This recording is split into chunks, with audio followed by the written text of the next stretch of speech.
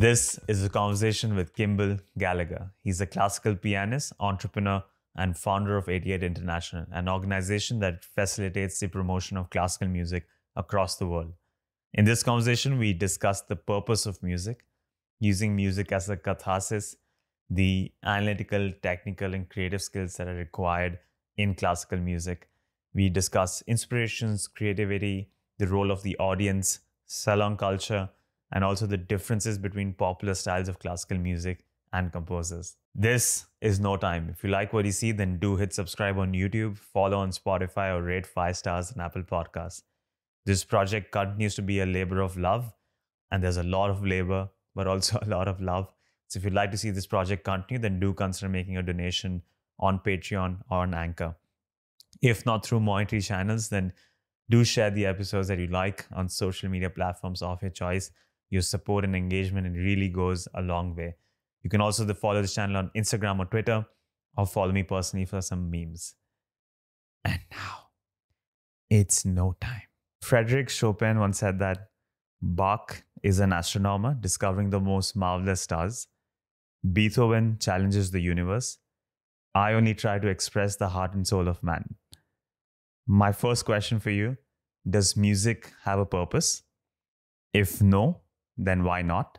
And if yes, then do you prefer music whose purpose is discovery like Bach, or challenging the universe like Beethoven, or an expression of the human soul and spirit like Chopin? Well, that's a very beautiful question. Of course, I would say I'm very biased in this area because I'm familiar to different extents with the music of Bach, Beethoven, and Chopin, and I've given much of my life to music in general. So I do think there's a purpose. I think there can be many purposes for music. Putting music in the context maybe of some other arts, or also just thinking about music generally. One thing I like to say to people about music is that it has elements of so many other things in it, and it's so ephemeral at the same time. So, concretely speaking, if you're really interested in numbers and mathematics and proportion, then you can study all kinds of things about music. You can study relationships, rhythmic relationships. You can study frequency and all this kind of thing. If you're interested more by, let's say, language or linguistic aspects, you can study phrase structure and musical paragraphs, so to speak. And of course, there's so much influence between the different arts. So if you go into,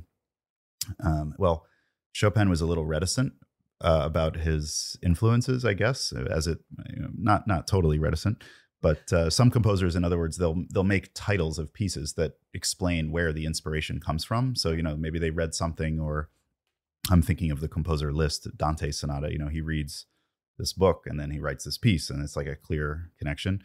But music, if you play it, it's also, kinesthetic, obviously lots of things related to coordination, muscles, reflexes. It can be extremely intellectual as well. There's sort of that angle. Obviously, it can be very emotional, depending on, your different people have different emotional reactions to different types of music. It can be spiritual.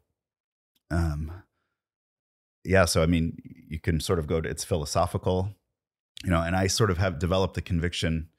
People will often say to me in conversation, I'm thinking of this tuberculosis doctor I met once, and I'll say to them, oh, well, I'm a pianist. And they'll say, oh, well, the thing I do has nothing to do with music, and then they'll say what their profession is. And I like to play the game of connecting their profession very deeply to music, just to show this sort of constant interconnectedness of pretty much everything with music. Yeah. So if somebody's a tuberculosis doctor, the first thing that popped to my mind, and I'm sure there's other connections too, is Chopin. Supposedly he died of tuberculosis. And so if you're, a serious biographer of Chopin, or even if you're just interested in Chopin, you might be interested in, well, how did tuberculosis affect his creative process or his mindset? And it's pretty intense stuff, actually. There's his partner, George Sand, who was the writer, who's a woman who took a man's name so that she could be published, etc. She describes Chopin having these like hallucinations all the time, and like he couldn't tell the difference between reality and dreams, and he would like wake up in the middle of the night and be like thinking, or he would during the day see,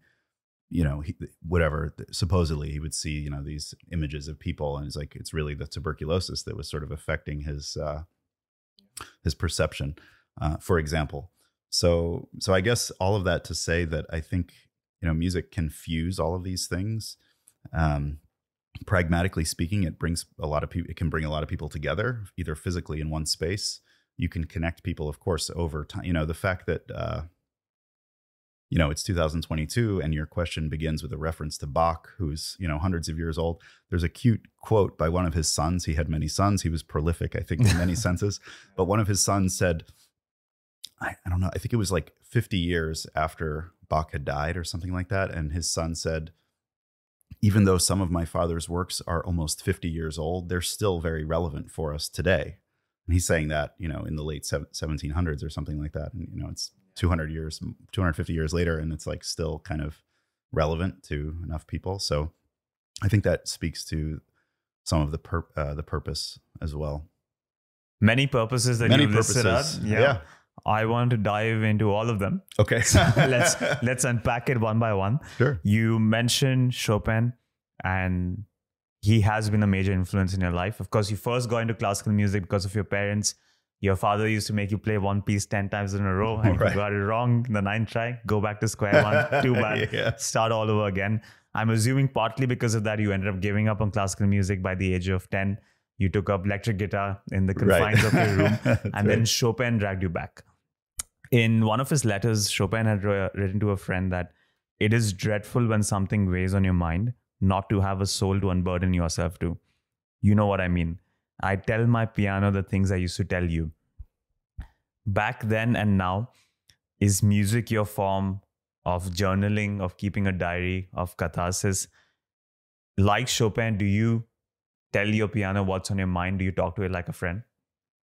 Another very beautiful question. I was very aware of that during the period of time that you're sort of referencing, like in my adolescence. Yes.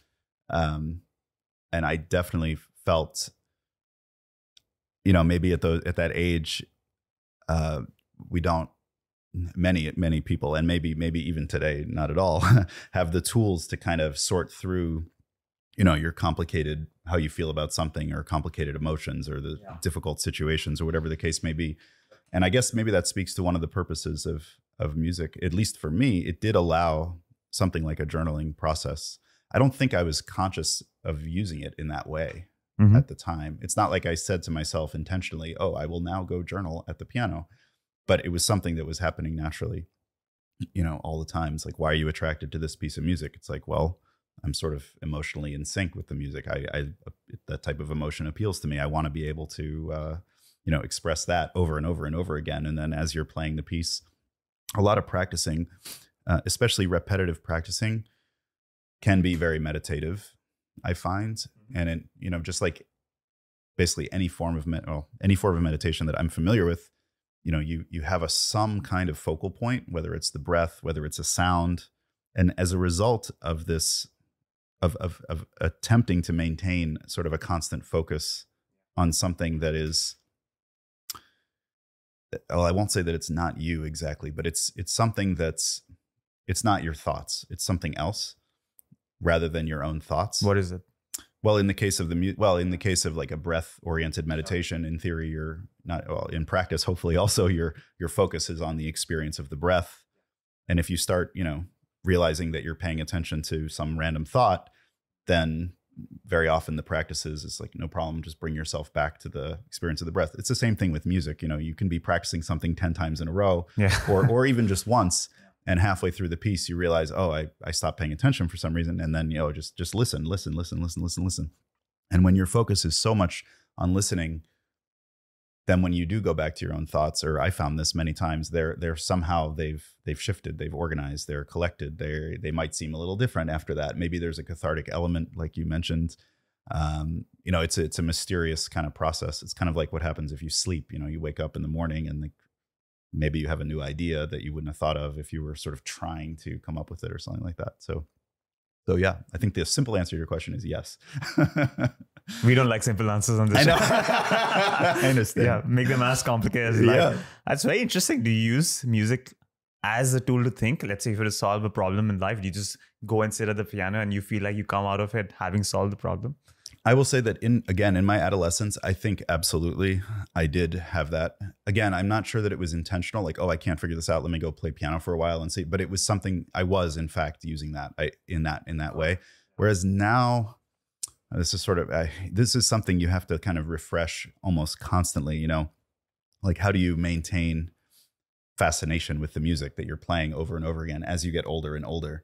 And especially as you're, professionalized, and then you become, obligated in different senses. And then the purpose of the music, there's things that sort of contaminate the purity of the purpose that it might have had at a younger age. I mean, this is just the human experience, I think, to a large extent. I agree. And I think there's some amount of discipline also in refreshing and kind of asking yourself to come back to those original reasons or the original purpose that music held.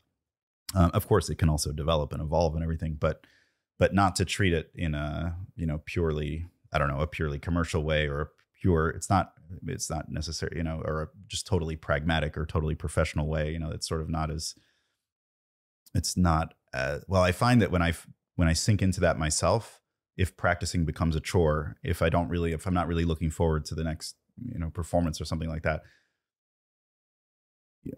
maybe the audience isn't going to get the same experience they would have gotten that if I'm like passionately engaged for, hours and hours a day in preparing for the concert. And so, you need to kind of cultivate that more consciously maybe. Whereas when I was in my adolescence, I keep saying adolescence, just as a teenager, it's sort of something that happened automatically. I don't know. It was like I was just obsessed with it. Whereas now it's like, oh, I better make sure I do this. Yeah, it's an interesting difference in the mindset. I want to extend this. So of course, you spoke about this, about using music as a catharsis, as a diary. If I were to pick your performances from different periods of your life, so when you first fell in love with it, fell out of love with it, back in love, studying days at Rice and Juliet, performing at concert halls, and then touring across the world. If you were to pick a performance from each of these eras of your life, would there be a perfect encapsulation of your mood at that time and the stage of life you were in? I would say there'd be an imperfect encapsulation of the mood, because what I was just describing is sort of happening at the conscious level. It's like my experience of it. But I also, when I listen back to performances from different periods, sometimes I think to myself, I mean, all kinds of reactions, but sometimes I think to myself, oh, that wasn't nearly as bad as I thought it was at the time. For example, during my years at Juilliard, I was like kind of preoccupied with certain types of like technical, physical things. And I felt much more disconnected from the emotional part or the cathartic aspect. It was just like, felt like more just like physical exercise, which did not feel good to me at all at the time, because I felt like I had to, in a way, cannibalize this original purpose that I felt music held. And it's like no, forget about that. This is just moving your fingers across slabs of wood. It's purely nothing metaphysical about it, just pure mechanics. And I thought at the time, like, oh, this just feels awful. Like, I hate this. I don't want to do this. But then when I listened back to some of the recordings from that time, I was like, oh, my perception at the time was, kind of slanted towards that one aspect. It wasn't as bad as I thought. And then other things, I listen to even older recordings and I feel, wow, that's cathartic, for example. But, there's still technical, maybe other aspects that it's like, it's a little reckless, or,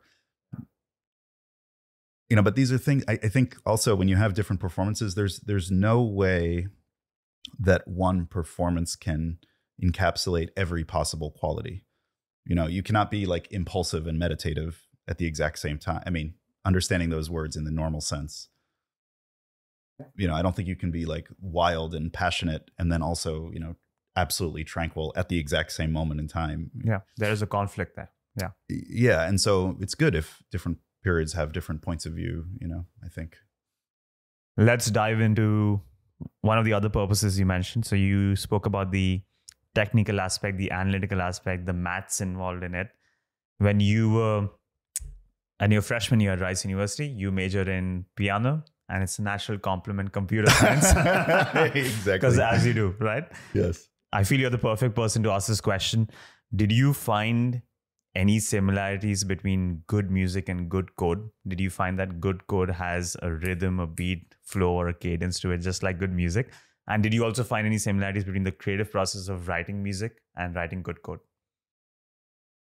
I think there's definitely some similarities. I mean, just to back up from the question, and then I'll come right back to it. The posture that one takes when you do, hopefully you have a somewhat healthy posture if you're sitting at a desk. I say that because I actually got tendonitis that year, and I think it was just from doing the same physical motion under stress, under sleep deprivation.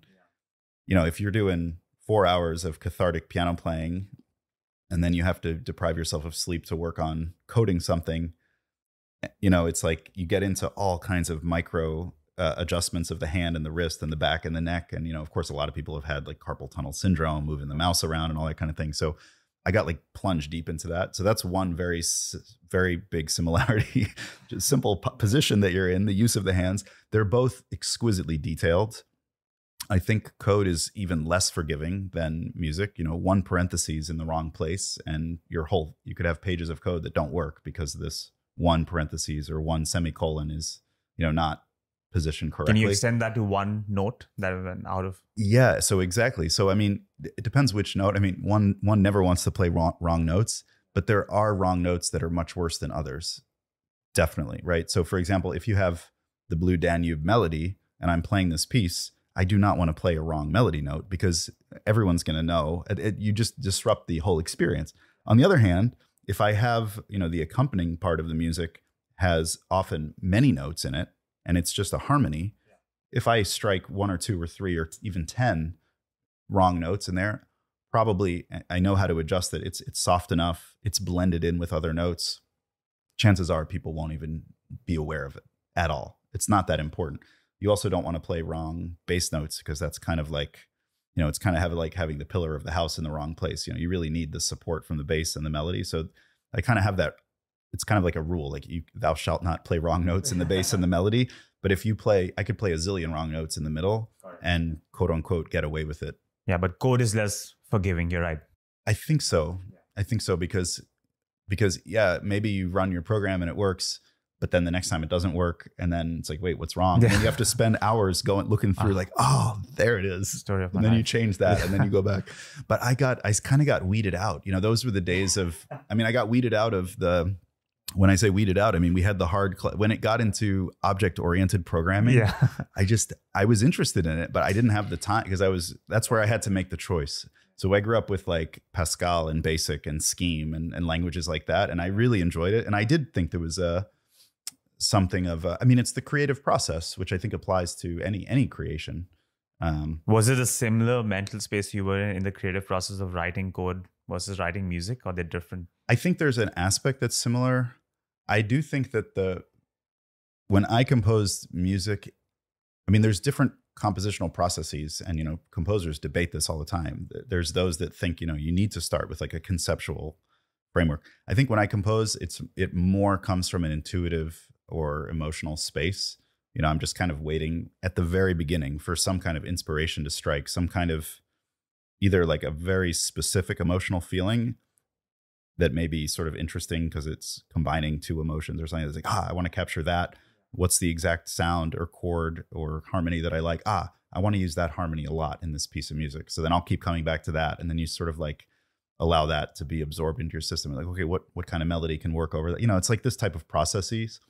So it's more of and you'll notice things along the way analytically. You'll say, okay, this chord, I need to remember that. That has this interval. But it's not coming from an analytical space, really. It's coming from like a more visceral space of just, what am I feeling? What am I trying to? And then you find something that feels good or inspirational at that moment, and you sort of lock onto that. Can we explore that? Sure. When you say find something from a more visceral space, yeah. A lot of artists talk about being struck with this idea and this inspiration. People see it in hallucinations, they get visions of it, dreams. Sure. Yeah. How do you view getting an idea and inspiration or creativity? Do you get the feeling that you're the person who's generating these ideas? Or some musicians talk about the aspect of just tuning into these ideas somehow and becoming a vessel or conduit. Channel. That just channel. And then your body's just a vessel to just get that idea out. At its best, I think it's channeling, I would say strongly. I mean, I think, it's that idea like the way you perceive the world. It's kind of like no matter who you are, you're automatically perceiving things through the lens of your entire biography. Like you can't avoid it, right? You can try to be aware of it, but even that awareness is filtered somehow through your biography, right? So I see the same thing with channeling. It's like you can channel stuff, but it's going to get filtered through your musical biography or your biography automatically. Sure. But I think it's at its best, it's channeling. And channeling from where? Well, well, I'll say where it's not for sure. I know that when I do self-censoring, and I've seen this in numerous students, you know, they try to write something, they come up with like the seed of the piece, they come up with an idea, a music, let's say an idea. It could be a small melody, it could be a harmony, it could be like a beat, but it's usually short. And then they'll say, oh, that's not good. I don't like that. Self-censoring, right? So now you're judging the idea. But first of all, you don't have all the information. Like you haven't completed the piece of music, but you're saying, no, I don't even want to complete the piece. That's like judging the basil plant from the seed. It's like, oh no, it's not a good seed. We're going to throw it out. And then you come up with some other small idea, like throw that out. I have that a lot. You know, that's a lot of, I think it goes into feelings of like self-worth. It's it's self-worth. Like that's not a good idea. I don't want to, or it makes people feel too vulnerable or something. I've seen this in students quite a bit where, you know, I'm trying to encourage them to write their own music. And I see that they have, they have a fertile ground of ideas, but they've rejected all these ideas on the basis of something. And that blocks the channeling process, I think, you know? So it's not the mind, I guess. I don't think so. I think the original channeling can come, but I also think that the mind has a role to play when, for example, I would often get an original idea or a certain vibe or a certain beat or a certain chord or certain moments of a piece would come through something like a channeling process. If it comes from God, from the universe, from a collective consciousness of like all the music that, you know, you have kind of in your brain. What's your hunch? Which one? I mean, well, now you're pushing me towards the existential questions. Well, just to complete the thought about the brain, and then I'll come back to the brain. So, but then like once I have some ideas, then the brain can come in and say, okay, well, you know, if you're writing a song, okay, that's the chorus of the song. I want to call the song that. I feel that's more of a mental, I generated the ideas through some channeling process, but now I'm organizing them through a mental process. We're going to repeat that 3 times. Oh, do you like repeating it twice or 3 times? Well, let's try both. Let's see. That's more in the direction of kind of like an analytic process. Oh, I like it twice because then at the end of the song, we're going to do it 6 times to close it out. That's like a strategic choice about how you're going to tell kind of like your musical story. And then you say, oh, well, that's too repetitive. We need something else before it because I don't want to like get to that juicy part too soon. How do we do that? Again, more of an analytical thing. So it's always this, you're always sort of like perpetually moving between hopefully some kind of channeling and some kind of, let's say mental refining. Yeah. But without judgment. I think is very important. I like to tell students that you judge it when it's completed at the end. Then you can say, oh, I don't like, you can go in and start messing with it. I mean, that's more for, I guess, generating materials. I think that you have to, if you insist that there's nothing, there's no larger force, then you confine yourself to your own powers only. And I think there's some people who insist on doing that. So I kind of think it's a choice. I think it's a choice. I think humans have a choice. I think composers also have a choice. Do you want to like attach yourself to whatever it is, God in the universe? Then you can open yourself to that. You can create the mental space where that can happen.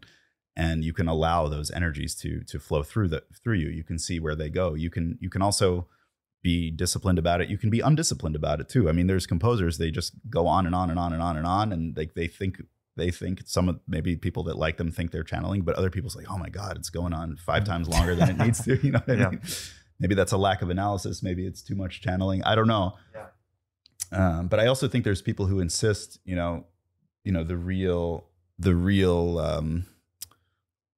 don't want to say atheists. I'm not like deeply involved in I know atheists that have very, very serious kind of framework for the way they see things. I'm not that familiar with that, but those that insist, no, there's nothing, it's just me. I have to do things of my own power. It's like, okay, if that's fine. But then you need to find that mental framework that allows you to generate musical material or to be creative. So yeah, I think there's successful artists in both. What's your in both personal framework? I prefer much the channeling. It's a lot easier from divine intervention, cosmic consciousness, divine intervention, collective consciousness or unconsciousness. Do you sit down and think about this regularly? Where these ideas I do think about them sometimes, like, because you mentioned I play guitar a little bit, and I think also with piano there is a collective consciousness, and this is maybe less of a spiritual thing, but it's more of, it's easier to talk about with guitarists. Like if you have a guitarist and they play in a certain way, you can talk to them and ask, oh, who are your main influences? Oh, well, when I grew up, I listened to this guy and I tried to learn everything he did. And then I listened to this person, I learned everything they did. And then you'll end up with a guitarist that's kind of like an interesting mixture of those different styles combined with their own, whatever their own thing may be. That's a more sort of conscious version, I think, of this process. But if I do what we're talking about, like this channeling with the divine intervention, I don't know for myself. I know that I'm not going to suddenly sound like or I don't think, but see, these are all just beliefs. So maybe you can change your belief and then you'll channel something differently. But I do find myself channeling music that is similar to music or has a relationship with music that I've either played or I know, or I think it's also interesting when you get used to playing certain instruments, whether it's especially piano, I mean, and guitar, like the instrument is organized in a certain way. And there's certain types of physical patterns, like we were mentioning about accompanying, playing wrong notes. Like there's maybe 3 or 4 sort of standard accompanimental type of patterns that exist in piano music, maybe 5, and they're all versions of that. And so if you're composing something, you can just kind of default to those things. They've been used for, centuries, and it's kind of like a tool that's very related to the piano. And I think it's very easy when you compose to have your thinking very linked to these, let's say, musical mechanisms that are part of a specific instrument.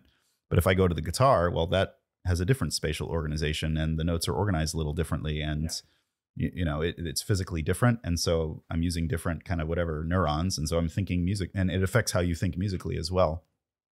But then if I try to compose for an instrument that I don't play, well, then I have to, first of all, I'm thinking more in an maybe not abstract, but just in terms of the sound itself. It's like, oh, I like the sound of the cello. I would like to hear the cello play this particular melody. But I've also seen pianists try to write for the cello, and then the things they write for the cello would be very comfortable to play on the piano because they're kind of thinking from that perspective. And then you say to the cellist, it's like, well, I could play this, but it's not very cellistic or violinistic. It's the same thing.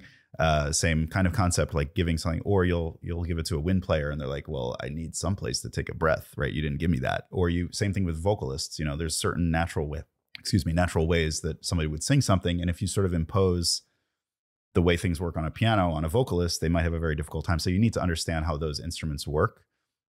But I also think it's very liberating to write music for an instrument you don't play, because then you're not in this world of all these patterns that are very familiar to you.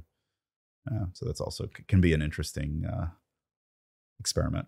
When you talk about channeling, getting to a creative process, ideas striking you, and then how we react to it, I completely get you. And I think any person who is indulged in any form of a creative process, be it writing, playing, sport, game, anything you like, any creative process has experienced something similar of that form. But if you remove the context from this entire conversation and we just take your words on their own, they sound pretty insane. So what Nietzsche had once said was, those who were seen dancing were thought to be insane by those who couldn't hear the music. Exactly. Right. Does music ever make you feel insane, crazy, because of the depths you've gone into it, because how much you've studied it and the perspectives it has opened up for you? You just spoke about it as well. Has it ever made you feel different, if not crazy or insane? I think that it creates a strong detail orientation, because it's so, one time I tried to figure out, you make a recording of a piece, it's a 3 minutes long piece, and then we have like 3 wrong notes that came out in the recording, and you go crazy. You're like, oh man, I got to do this again. And then you try it again. And then those 3 notes are correct, but then these other notes didn't go out to right. Oh, so then you can go crazy in this sort of search for objective perfection, so to speak. But then I kind of ran the numbers once. I decided to count the number of notes that were in a piece. And I realized that the things that were bothering me, and it's like 0.0001% of the content of the music. Yeah. And I was like insisting that, no, all of it has to be. I think that's a little bit, now I think that's encouraged by like the recording industry that has allowed us to edit things perfectly. So then if you have a perfectly edited piano performance and people listen to it over the course of decades, they start to think, that's what piano playing is. Oh, no, that's what a recording of piano is. And so can you do that live? And then pianists will strive to meet that aesthetic because it's like part of or they believe it is, or it is the expectations of the audience. I think that can drive me crazy. And then, a lot of people won't have any idea what you're talking about. I think it brings you in touch with a lot of details, and it's important if you do interact with the non-pianists of the world, which hopefully you do. If you're a pianist, then I certainly do.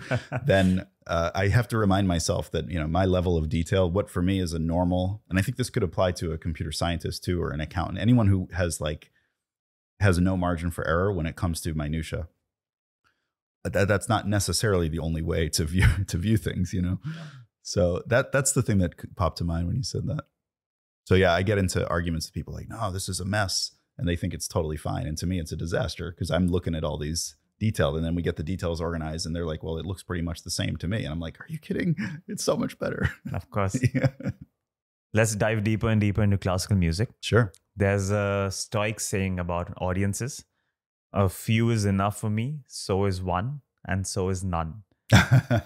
So much is spoken about the audience numbers for classical music. How much of classical music you perform is for yourself, for your own soul, and how much is for an audience? That's an interesting question, because when you say perform the music, I guess how much of it, I think in reality, most of it is for an audience. I do obviously get some pleasure out of like learning new pieces, but it's very much, I think as I get older, because I was saying to go back to what we were saying earlier about as a teenager, I think it was more for myself. And then as I get older, it's been more and more for audiences. Because that's like a driving motivation as well. It's like, there's a concert in 2 weeks and I feel some sense of, responsibility. And then you sort of prepare with that particular audience in mind. And I also think that, I don't know which numbers they are, but I do think there's some, what was considered the classical music world in the so-called 20th century, we can point to facts and figures at like the major institutions, whether it's, Carnegie Hall or other things like that. And then you can see, is it going down? Is it going up? How much should they pay for the tickets? Blah, blah, blah. But I also think in the 21st century, it's much more the artist's role. And this is the same in so many creative fields, right? Like because of the internet has sort of flattened the playing field in a lot of ways, not totally, but in a lot of ways. And so, as an individual artist, you don't necessarily need millions of people to go to concerts. If you have, a few hundred quote unquote fans that really, really like what you're doing, that can be enough to support one artist. That's not unattainable. Of course, if you're, a record label in the 1980s, you're thinking about anything less than in the millions is like, we're going to get rid of you, So I think in different standards, different things. I also think a lot of the numbers often cited for classical music, I don't doubt that the numbers are sort of going down or whatever necessarily, but I do think that a lot of the numbers cited are basically coming from there's sort of an inherent bias of like not looking. For example, like I did tons of concerts in homes. I'm sure that those people were not in the total count that they made. That doesn't count for them. That doesn't go into their calculation. So it's from a certain perspective about an industry that was set up and formed in a certain way during a certain period of time for specific reasons. And maybe we're in a different era now where, you got to count the audiences differently, or people consume the music differently, or artists can create their own audience. I also do that all the time. Like I went through a phase where I would always ask at the concerts that I did, who for whom is present at the concert, is this the first classical music concert you've been to in your life? And it was very common that like half the hands would go up. right? So I'm pretty sure they weren't in the count either. And that's very interesting to me because I think it's the artist's role I think in the 20th century mindset, it was like go in the practice room, practice 10 times in a row or 5,000 times in a row. Somebody else, oh, you need to get a manager, you need to get a business manager, you need to get a publicist, you need to get all these other people that are kind of responsible for where's the audience come from? Oh, well, it's because, you have a good educator in the school and there's somebody advocating the government to make the arts priority in the public system. And so because of all that, there's going to be people that come to my concerts. But now in the 21st century, it's the artist's role to do basically all of those things, advocate, be an entrepreneur, and be an educator. And these are not skills that were taught in conservatories in the curriculums of their curricula of the 20th century. And I think that's, to me, in like the larger sense, like artists have to go through this new, they need to retool themselves to a certain extent. And I think they are. I mean, this is not a new idea. I find it very intriguing, this conflict, this dance between the performer, the music, and the listener. I feel all three have an identity of their own and slightly different purposes. I was watching this interpretation class by Benjamin Zander, musical director of the Boston Philharmonic Orchestra. And he was telling a student that when you played like that, people actually forget about you. They don't think about the cello. They think about their life and their experiences, their memories and their relationships, and the freedom that comes from experiencing deep sadness through music. And then it's not about you at all. Isn't that an amazing discovery? It frees you. It frees you to be fully available and present to what you're giving. Is there irony, or if not irony, then poetic justice in the fact that in classical music in particular, when you are performing at your best, when you're at your peak, in the flow state, in the zone, the audience is completely forgotten about you as a performer?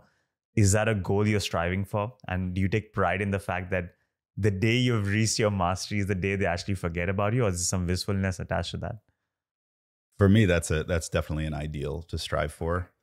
I think when I was younger, I probably had more just pure ego. It's about me. But now I feel that to a large extent, I've definitely, I don't know if the word has gone past that, but I definitely share that as an ideal. I think it's great because it's also very, very energizing. And that's also, I think it speaks also to a worldview, because if you, as a performer, can allow the audience to have that experience, then all of that energy, so to speak, is going to be, you can feel that it's happening. Any performer will know, just like if you're doing public speaking, like you can tell, like, are these words landing? Is there some sort of, when I say that if I pick a word carefully, you can feel that they're following my thoughts. Exact same thing. You can kind of perceive, like, no one's paying attention, or if they don't want to be there, you can kind of tell the state that the audience is in. And I often see that throughout a concert. Many audiences at the beginning of the concert, maybe they don't know what to expect. So there's this unsettledness. But if you can kind of win them over, so to speak, or get them to start thinking about their memories or their relationships early on, then it's just a matter of kind of like keeping them there. And then you have a concert. Then you really have an exchange going on. Yeah, it's beautiful. Interesting the way you describe this exchange. You embarked on a journey of promoting classical music through the 88 Concert Tour and 88 International.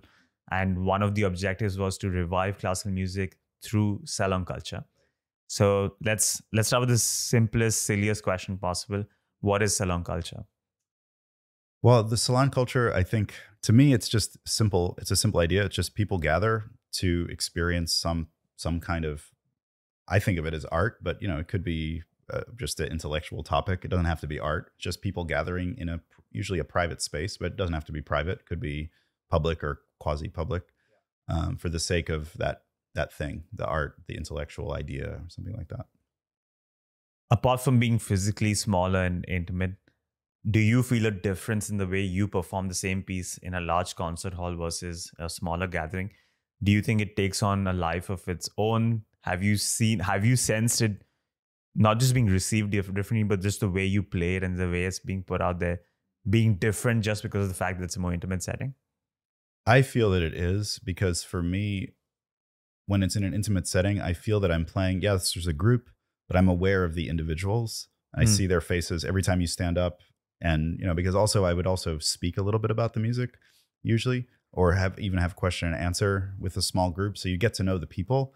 And then when you start to get to know the people, you start to form some type of specific exchange with that particular individual, or, those two that are seated over there, or these three that are in the back.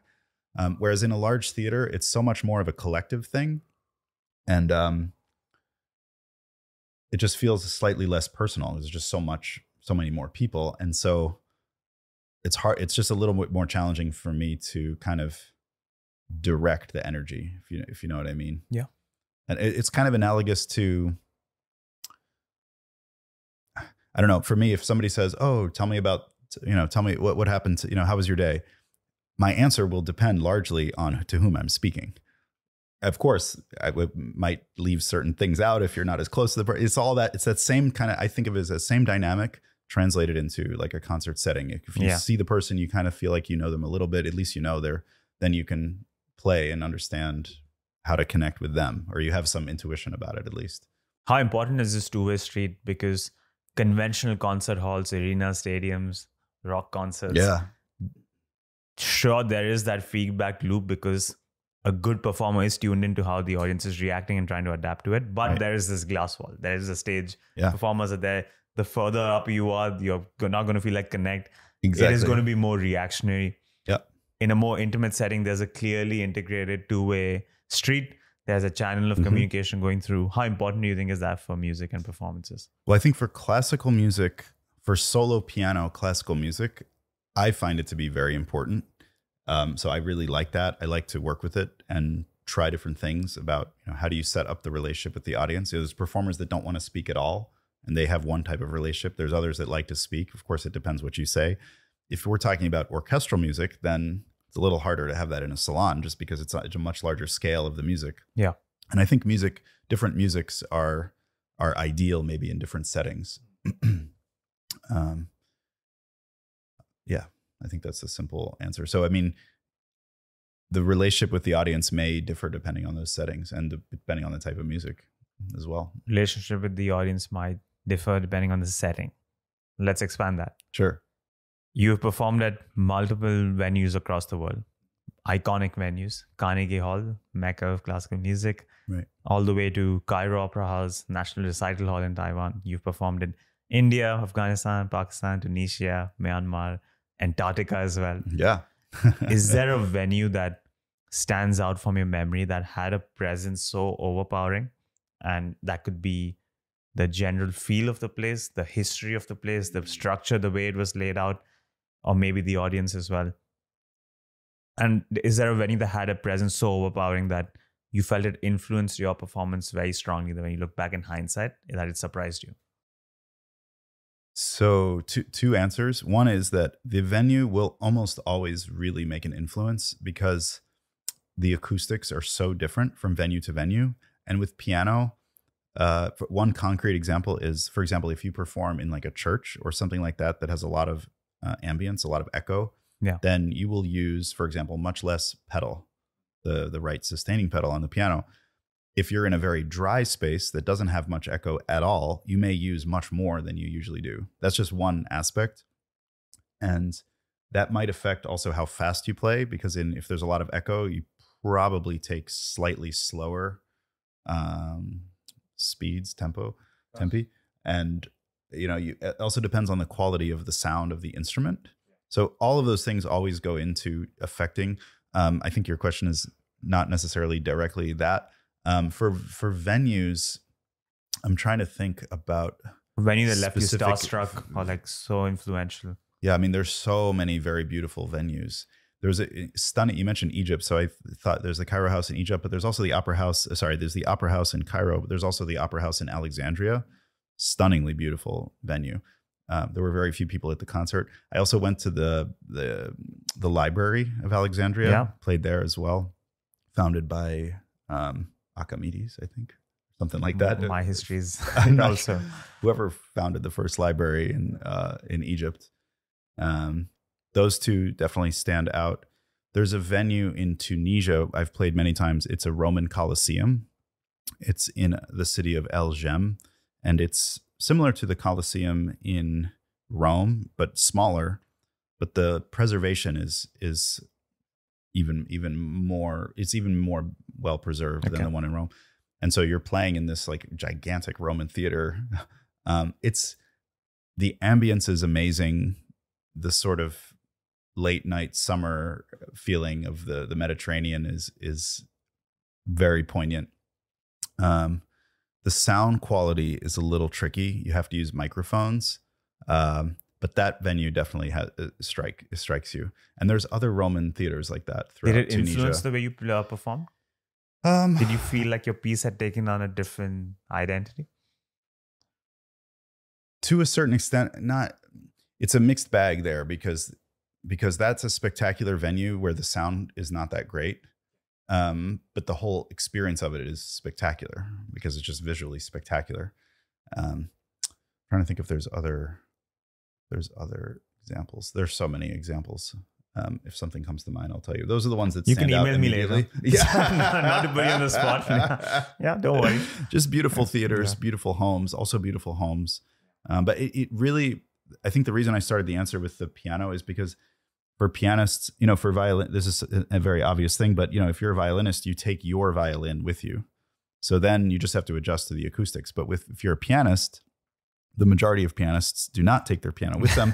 So they not only are adjusting to spaces, but also pianos. So there's a lot of adjustment going on. So that's usually kind of like the first thing. And so an amazing venue would have a great acoustics combined with a piano that's really well kind of regulated, in tune. And then you feel free to express yourself.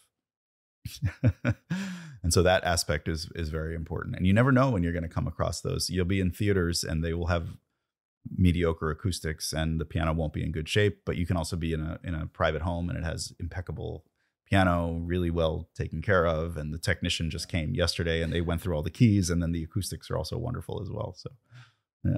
Keeps you guessing. Yeah. I have a game segment for you. Okay, wonderful. Let's assume I'm a 12-year-old. And let's face it, that's an easy assumption. Mentally, I'm right there. I don't think so. I'm discovering classical music for the first time in my life. Okay. I'm going to list down classical music styles by region.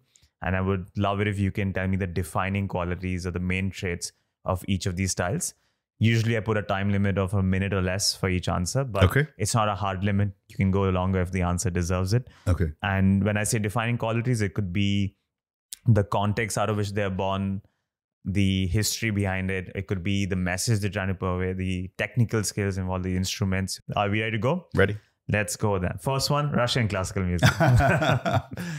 Well, the classical music I know from Russia is Mussorgsky, Rachmaninoff. It feels like everything is. I haven't been to Russia. I know Russian people in the United States. It's not a country that I know particularly well, but the music I feel is almost everything is filtered through. We talked about the glasses, the lenses you look through in life. I feel like everything is filtered through sadness. Sadness for Russia. Yeah. Why is that? I don't know the reason culturally. I guess I could speculate, but I just feel that all the music, like you listen to the music of Rachmaninoff, and it's just like dripping with nostalgia, with sadness and nostalgia. Even the happy. I mean, there are positive moments emotionally, but I feel like even the positive moments are seen through kind of sad lenses, in a sense. I agree with you. I feel the same. I have watched a performance of yours, Mussorgsky. Sorry, I might butcher the pronunciation, but pictures at an exhibition. And great example. Yeah, and it left me with a very, very sad feeling. But yeah, powerful piece. Next one, French.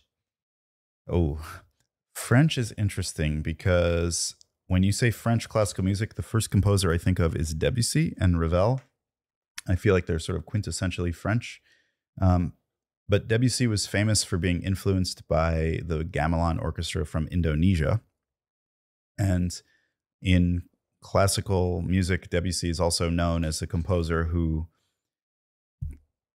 we have this idea about, it's called, I don't know if you're familiar with so-called tonal music versus atonal music or something like that. Tonal music, it's the idea that there's sort of the music is based on tension and resolution. Okay. And at the end of the piece, everyone in the concert the concert hall, they can feel, you've come back to the harmony that is the home key. Like we feel, it's resolved. And if they don't do that, you feel, I'm still waiting for that. Yeah. And what Debussy is part of what Debussy did is he took that element out of the music, so that his music is not, depends on the piece, but a lot of his pieces is he uses harmonies not necessarily to create hierarchy of harmonies between like the tension here and the resolution here, but it's just for the sake of sound. This is kind of the ethos of so-called impressionistic music. So it's just the sound that matters. So if I have a chord that has a lot of tension, I might just play another chord that has a lot of tension, and then another and another and another. And there is no resolution. And after a while, that creates a new context, or a context where you say, okay, my ear does not desire the resolution because I'm in a different context. We don't have this hierarchy of tension and resolution. I'm kind of oversimplifying it. But I'm interested because that, I think from Indonesian gamelan orchestra, a lot of it is just about the sound rather than, there's still a narrative in the music, but instead of having like a beginning, middle, and end, it's more just like staying in one place. Like it's sort of that, it has that, sometimes I think about, the music that is more about being, and then a narrative music, like a lot of European music that's not French or German music, for example. A lot of it is about, sort of becoming. It's about story. It's about beginning, middle, and end. And there's something that happens. Whereas in a sort of a gamelan orchestra, or even these French music, it's more about, well, not exactly stasis, but just being in a certain state and not necessarily trying to achieve something or go to some other state. It's just about that state, and that's it. That's very interesting. French and Indonesian, there's a state of being. Oh, that's amazing. Well, so the other thing, it goes into these questions about sort of musical appropriation. On the one hand, I think all of the history of music is a chain of people influencing other people. But when a composer in France hears music from Indonesia and starts composing music, and then everyone says, oh, well, that's French music. Like, well, yeah, it's French. But when you put that political spin on it, it's like, yeah, it's French. It became French. Lots of French composers write like that. And then, of course, it influenced many composers that are not French to also write like that. Yeah.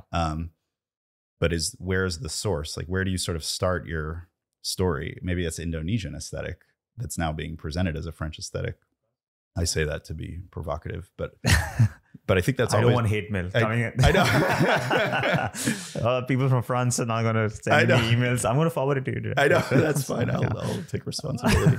Okay, next one, and you alluded to this: German classical music. German classical music. You mentioned Beethoven and contending with the universe. I think rigorous. Definitely very emotional. Depends on the composer, though. Very emotional, very rigorous. Beautiful, beautiful melodies. I don't know why. Like, I think. Sorry, what do you mean by rigorous? Rigorous. In this case, I think there's something in. This is sort of a piano thing. Like one difference between, like classical music and other types of music is that, at least in classical music, in the traditional sort of repertoire, or the conventional repertoire, we use the score all the time. And like, that's sort of the Bible of the thing. And like, it's like, what did the composer write and what does it mean? Yeah. And for German composers, there's a sense, at least I learned this through my whole education in music, is that the German composers wrote down on the page exactly what they want you to play. Now there's still interpretation to be done, but you do not overlook the marking made by a German composer, because it's very serious and it relates to like the musical meaning. And, if you have two notes and they should be played separately, without, in a non-connected fashion, then you better do that. And if you disconnect them, well, you're not honoring if you connect them, then you're not honoring what the composer said. But I think there's a feeling and this, some people say this is totally incorrect, but there's a feeling with maybe composers, not that their markings aren't as precise, but there's this sense with German composers that it's very rigorous in that sense. That the markings really, really, really matter. And you shouldn't change them. I guess, like we were talking about Russian music, I'm thinking of Rachmaninoff, and it's sort of a facile argument, but if you listen to Rachmaninoff's recordings of his own pieces and you follow along with the music, there's a lot of cases where he's not really following the exact markings that he wrote. You can justify it. You say, oh, well, he didn't mean that should be loud. He meant, the whole thing should be loud. And that's why he starts soft and he gets loud later, or something like that. But it's a much less of a literal sense. You get the feeling Rachmaninoff, the pianist, is sort of improvising his own music. He's playing the notes that are written on the page, but is he following precisely exactly the articulation markings or the dynamic markings? I would say generally no, not necessarily.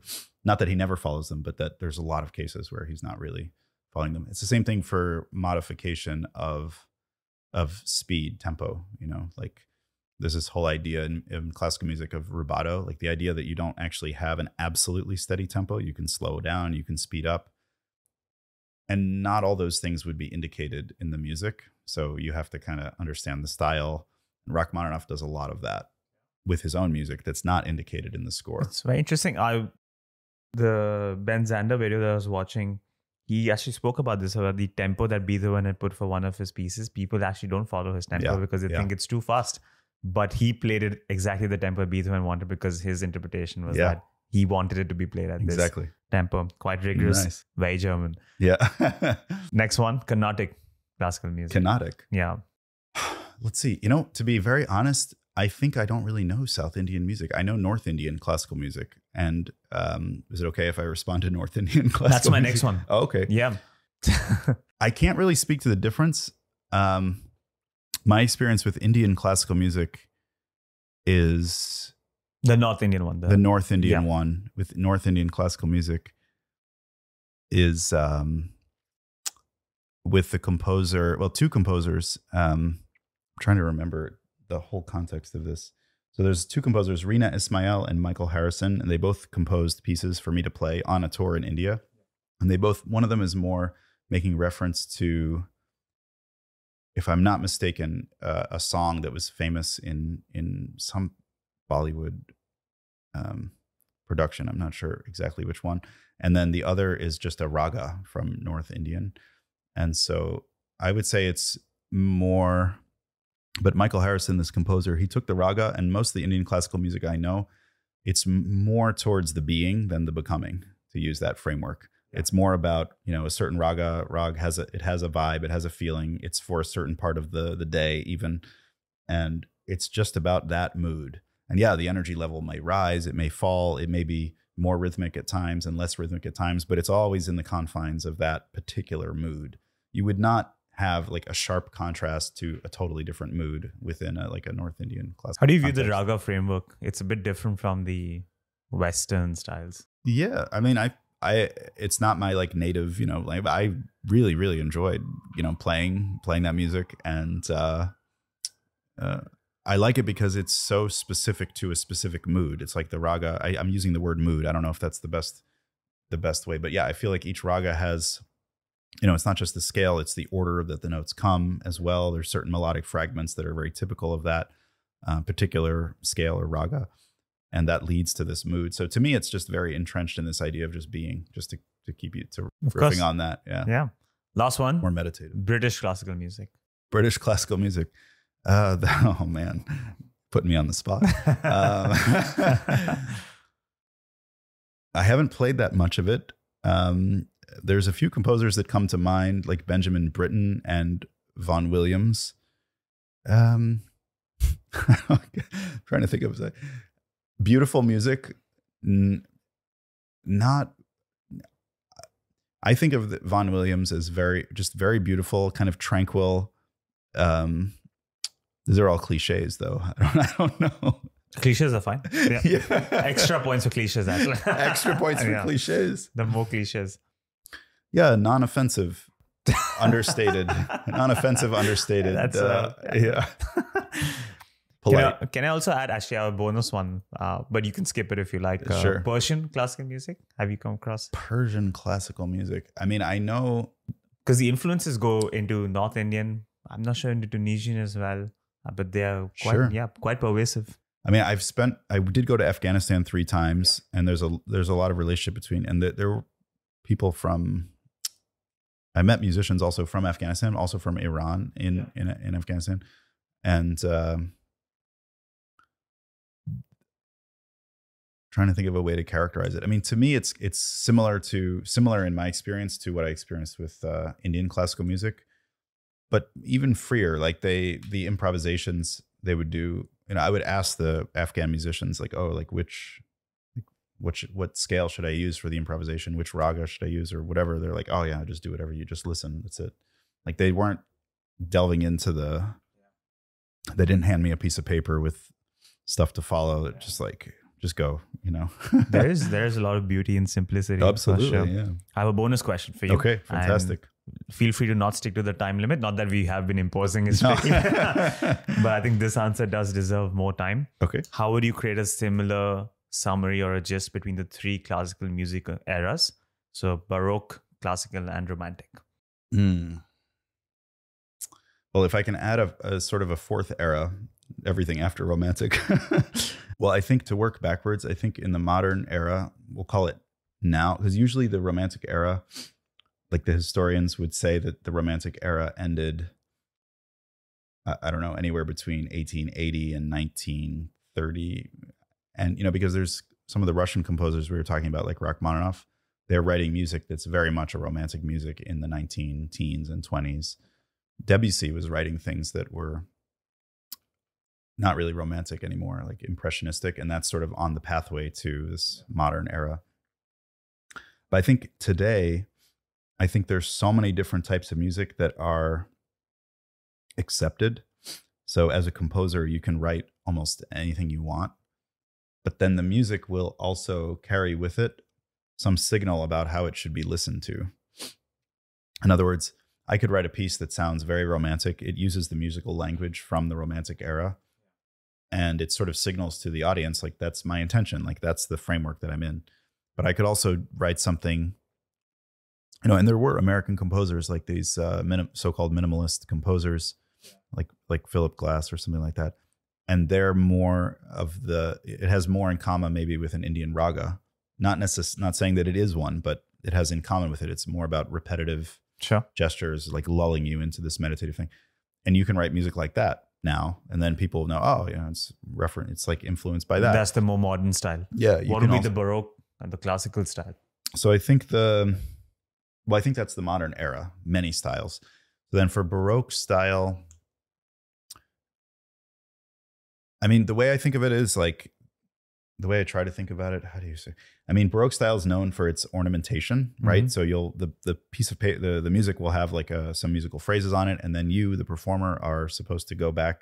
Maybe you play it once without ornaments, and then you add it in, and you add all this filigree and extra stuff. Sometimes the ornaments are marked on the score. Sometimes you can make up your own and you figure it out. There's a certain way to do that as well. That's one aspect of Baroque. By definition, it's Baroque, right? With all the ornamentation, like the furniture, the architecture. Absolutely. And I also think, like, if you look at Bach's piano music, for example, it tends to stay in one mood. In that sense, it's kind of close to an Indian raga. Like, it's not necessarily a narrative that weaves in and out of many, many different moods within the same movement or within the same piece of music. Of course, from movement to movement or from piece of music to piece of music, it would change dramatically. Sure. And yeah, there is some variation, obviously. But if you look at his preludes and fugues, the well-tempered clavier, the piano, sort of this 48 preludes and fugues, each prelude kind of has its own, it has its own mood, and it doesn't really stray from that. It's kind of strictly in that. The same thing with the fugues. For classical music, I think it's structure, order. There's still a sense of personal expression, but the emphasis is more on the structure and the order of the music. 4 measure phrases. Yeah. Clearly defined, stops, ends. You do have changes in mood, but it would be abrupt. It would be, we're going to finish this in like a joyful fashion. Stop. Okay. New section, new accompaniment figure, new mood. Mm-hmm. So very sectionalized in that sense. I'm not sure that the listener experiences that way, but that is how the music is organized. Whereas Romantic era, you still have structure, but the personal emotion part is kind of like more at a higher priority level in the style. So you'll have movement between moods very fluidly. You could change moves, you could change the mood of the music in the middle of a phrase. It wouldn't be necessarily a sharply defined change from section to section. It can be. So it's more free in that sense, but it's still very structured like classical music is. And then I referenced this idea about tonal music, this music that has a real sense of sort of home in it. I think towards the end of the Romantic era, you know, one of the things in Romantic music that they started playing with, because classical music is very tonal also. So you have this sort of home, the concept of keys in music, like, oh, it's in this key or it's in the key of C major or D major. You can think of it kind of like your neighborhood. Like this piece of music occurs in your neighborhood. And in classical music, you might explore, to use that metaphor, your neighborhood plus the neighborhood next door, but then you come back to your neighborhood. So you don't go too far from home. And if you do, it'll just be for a quick second. Whereas in romantic music, you still define the home neighborhood, but as the romantic era goes on and on, the music spends more and more time not in your home neighborhood. So you may acknowledge in the piece of music, I'm living in this neighborhood, this key, but most of the piece is actually going to occur in this other key, which is a really far away neighborhood. And we still live there, but most of our time is spent here. And it's kind of that idea, like, how much time do you spend rooted in the home place? And then how much time do you spend in transition? And usually transition by definition is like, well, we're in this, like the home key, we have a short transition and now we're in this other key. But what happens if the transition becomes longer than sort of the primary melodies? And those are kind of the dynamics that led to like the dissolution of tonality, because what happens when the whole piece takes place there and we don't even kind of mention where we live anymore? We don't have that, and that's gone. And what is new home? Yeah. And sometimes it can have, Mahler is a composer that did that quite a lot. Still a tonal composer, but endless amounts of time spent away from Wagner is also a composer famous for that. His opera called Tristan and Isolde, the opening overture, is famous for being, one of the key moments where, the gestures, the musical melodies seems like it should be romantic music. But if you look at it, if you analyze it, if you just listen to it, who knows where home is? No clue. And that is kind of like, sometimes they cite that particular piece as like this break where, we're this is the modern era. There's no home anymore, right? So very interesting. And one common thread I picked out was, I think across eras, composer got a lot more adventurous and tried to break the structure that was originally framed. So very, very interesting. Yeah. Bonus points for that answer as well. Thank you. Great Thank performance you. in Yes. this game segment. Before we move into final questions, I Yeah. would love for you to interpret what you've been building with the Lego, and also what do you think this masterpiece is? Well, this, I think, and this. This struck me. This looks like a horse. Yeah. So we were talking about older generations, the Baroque era, they probably used horses a lot. That's exactly what I was aiming for. Yeah. What do you think these two are?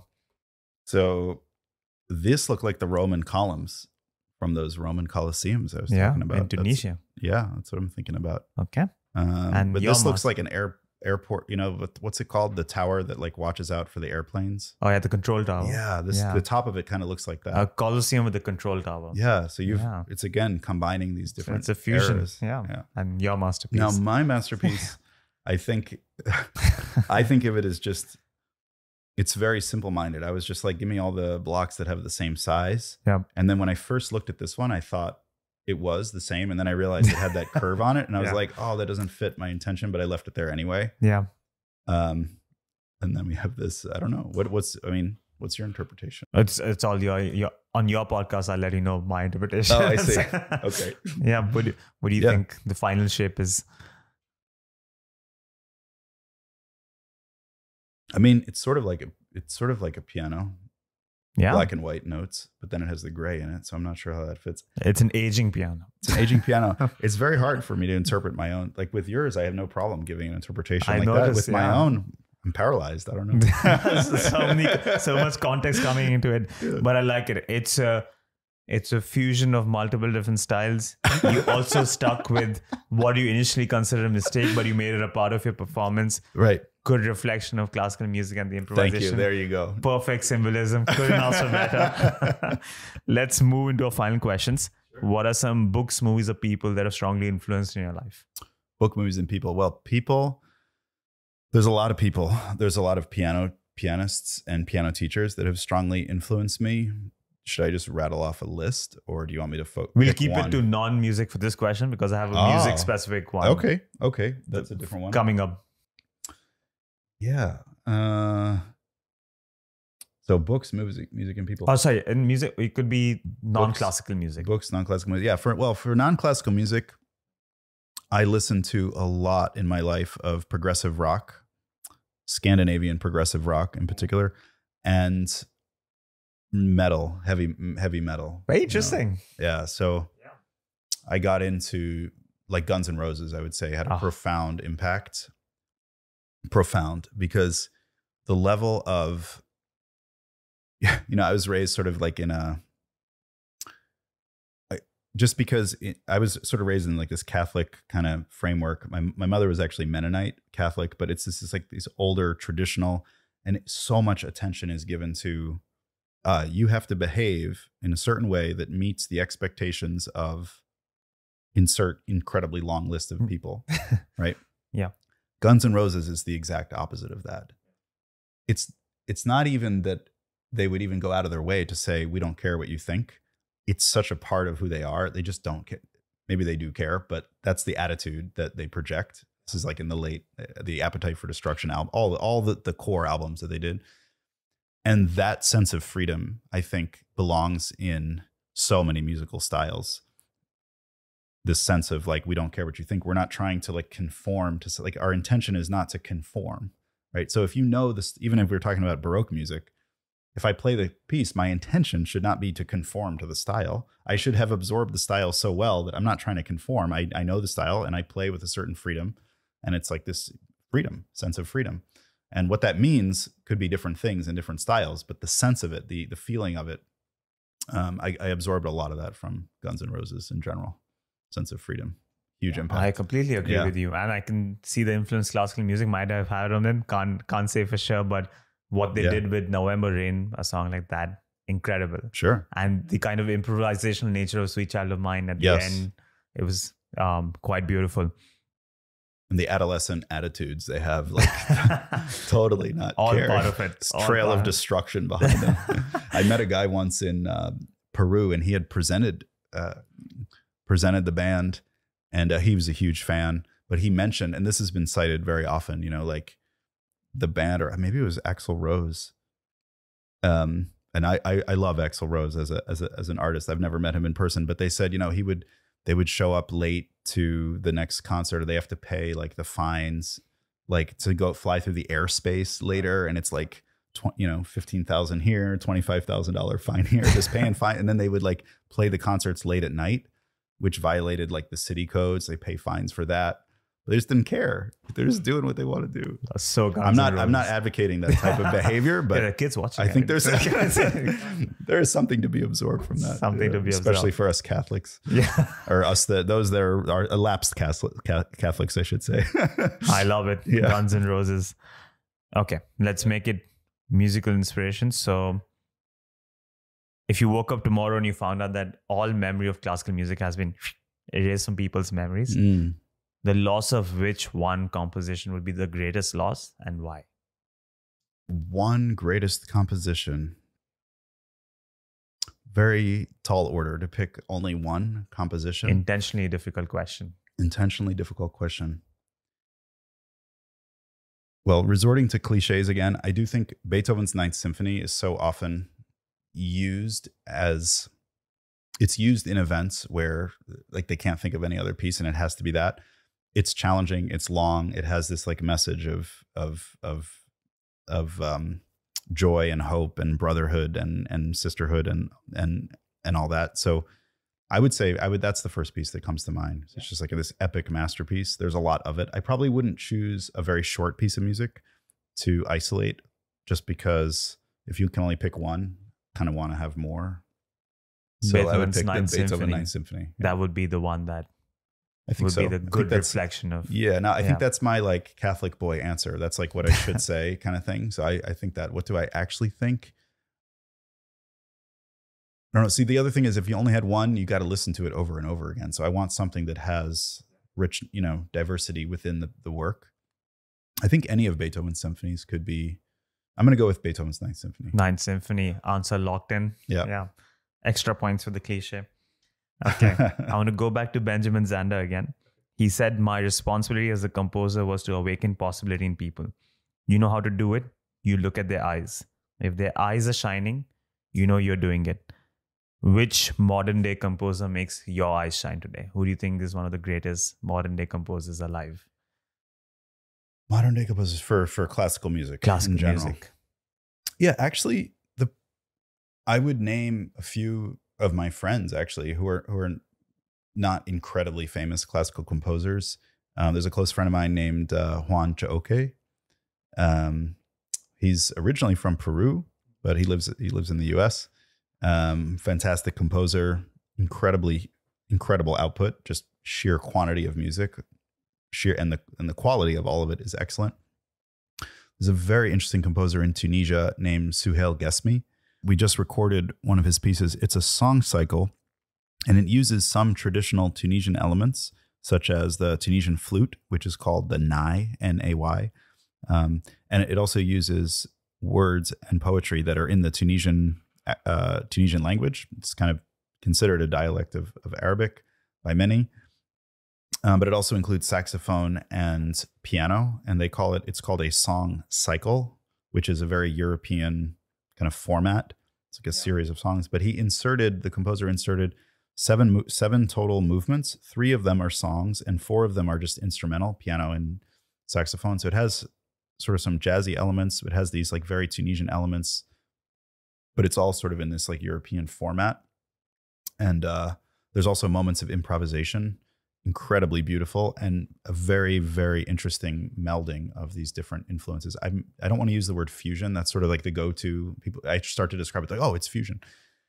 Yeah, everything was fusion at one point, right? Because everything is like a collection of different influences coming from different places. So it's kind of like that word alternative from the early 90s, Nirvana and Seattle. Alternative rock. And but at a certain point, the word loses its meaning, right? Because if alternative music becomes so popular that that's now the mainstream, but you still call it alternative. And I think there's a lot of that in music. Fusion is one of those things. But this composer is very interesting.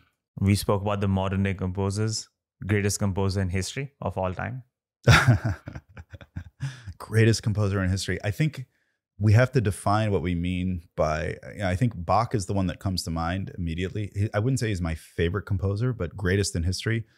Quantity and quality of output is so high, so much, and so wide ranging in so many different types of music, and so many different instruments as well. Religious, non-religious, in every area. He just has a huge output, and it's adventurous in his own way. When we were talking about the different history, the history of the different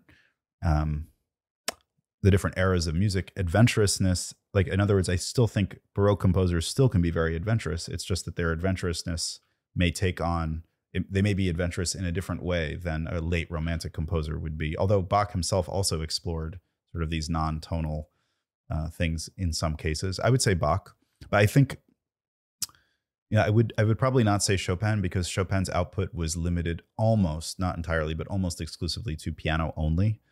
And so if I'm forced to make a choice, I don't think I would choose a composer that really specialized in one. I wouldn't choose Paganini. He's a violin. I wouldn't choose a composer that's just a one instrument oriented composer. Gold medal for Bach. Gold medal for Bach. Consolation prize for Chopin. Well, when you put it that way. Yeah, we can live with that. Yeah. Last 2 questions for you. You were named after Kimball O'Hara from Kipling's book, Kim. And just like the protagonist, you have gradually become a little friend of all the world through your music, through your philanthropic initiatives like 88 International, and your work with charities. This leads to my next question. What would you like your legacy to be like? Well, it pleases me when somebody is familiar with that reference. I visited the National College of Art in Lahore, which was India at the time that book was written, and of course now is Pakistan.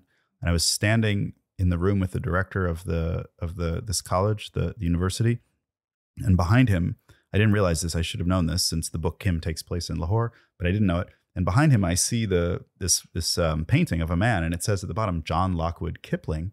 And I was like, well, it's not Rudyard Kipling. So I asked him, I was like, oh, is that, and I mentioned about the book and the connection. And he's like, oh, that's Kipling's father, meaning Rudyard Kipling's father. He founded this institution. So he founded he's founded the first arts institution. I think it was in late 1800s that institution was founded. So I think I think you already answered the question. I think Little Friend of All the World, I think that is in a way my legacy. I think there's an aesthetic. I mentioned my mother being Mennonite. And she was also an artist, and she passed away in 2017. She's more of a visually oriented artist. And I think she sort of saw the whole world as, she just kind of saw the art everywhere. You'd walk down when I was a kid, it's like annoying. We're like walking down the street. She's like, oh, well, look at this. And then you have to like stop and like look. And I'm like, what are we looking at? And it's like, I don't know, something it could have been a flower. It could have been some shape. It could have been a sign with some interesting design. It could be any detail. And she created things. We talk about I don't know if she was channeling, but it was just creation for the joy of creation, for the sake of creation.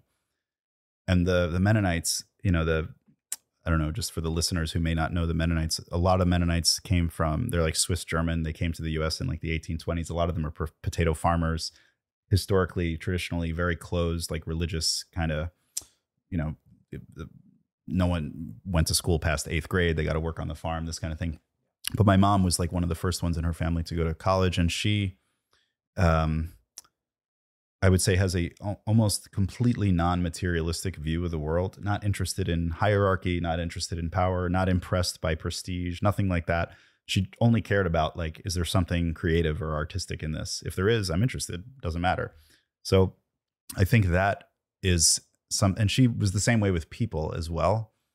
And I feel like as I've traveled around the world, I don't, there's all kinds of sort of overtones here, but I feel like I've approached each place that I've gone in that way, just with this, like, I try to, at least, with the same innocent kind of fascination or interest that she had. And I think that's what's enabled me to do a lot of work in a lot of different places. So just approaching it as an artist and that goes back to the purpose of music. I think that ties in well. It's like, it's been relatively simple for me to go to, I used to play this game when I was doing the 88 concert tour, pick any country just blindly on the map. Like, oh, I'm going to go there and play a concert. Oh, you don't know anyone there. It doesn't matter. Like, you'll figure it out, talk to people. And I think that attitude is like, that's why I have like random meetings with the tuberculosis doctor, which I mentioned earlier, in the Mumbai airport, which led to a tour of South Africa because we got into a conversation about Chopin having tuberculosis. You never know how these things are going to come. And I think that's what's allowed me to feel at home almost every place I've gone. And I do think about that as the connection to the name. So I love people like that, like your mom, who used to find beauty in everything in life. Those are the best kind of people. Yeah. And I feel she, in a way, set your destiny in place by naming you after Kimball O'Hara, because you have already built a very rich legacy within the classical music space itself, the work you've done with 88 International as well, and then the work you've done in promoting classical music and bringing people together with it in the Salon Culture. I think it is quite rich. Last question for you. What do you think is the meaning of life? The meaning of life, that's a tough one. I think the joy of creation can be the meaning of life, but that goes to relationships, that goes to art. Humans themselves are acts of creation, obviously. So I would say that is the meaning of human life. Meaning of life is creation. I love that. Yeah. Kimball, if people want to connect with you, find out what you're up to, get involved, where can they do so? Sure. There's my website, KimballGallagher.com. And I'm also on Instagram with Gallagher and on Facebook, Kimball Gallagher. Those are the main places. Those are the main places to find you. 88international.org. 88 International. Highly, highly recommend everyone checks it out. Thank you. Kimball, thank you so much for a wonderful conversation. Thank you.